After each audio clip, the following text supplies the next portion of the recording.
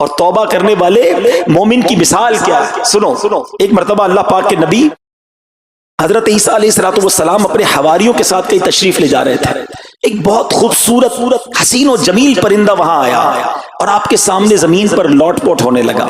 اس نے اپنے آپ کو زمین پر اتنا رگڑا کہ اس کی خالی اتر گئی. اب وہ سرخ، گنجا اور انتہائی بدصورت نظر آنے لگا.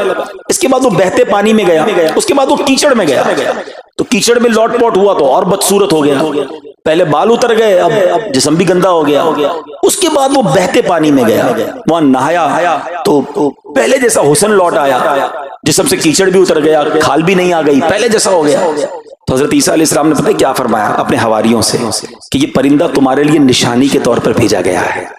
یہ مومن کی مثال ہے. مومن بندہ جب گناہ کرتا ہے نا، اپنے آپ کو بدصورت اور گندا کر لیتا ہے.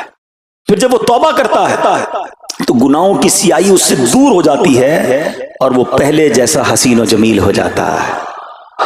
ہائے ہائے ہائے، ذرا غور کریں پیارے اسلام، ہم نے کیا کیا اپنے ساتھ؟ کبھی تصور تو کرنا، میں دنیا میں کس لیے آیا تھا؟ میرے دن رات کن کاموں میں گزر رہے ہیں؟ میری آنکھیں تو اللہ نے قرآن دیکھنے کو دی تھی، قرآن پڑھنے کو دی تھی. ان آنکھوں سے میں کیا دیکھ رہا ہوں؟ مجھے زبان ذکر اللہ کرنے کے لیے دی تھی، میں اس سے کیا بول رہا ہوں؟ میرے کان تلاوت اور نعت اور نیک باتیں سننے کے لیے تھے، میں سن کیا رہا ہوں؟ دن آنے والا ہے جب ملک الموت آئیں گے، میرے جسم سے میری روح کو کھینچ لیا جائے گا، مجھے اندھیری قبر میں اتار دیا جائے گا. پھر اللہ کی بارگاہ میں پیش ہوں گا تو پھر میں کیا کر سکوں گا؟ پھر تو کوئی جواب نہیں ہوگا نا.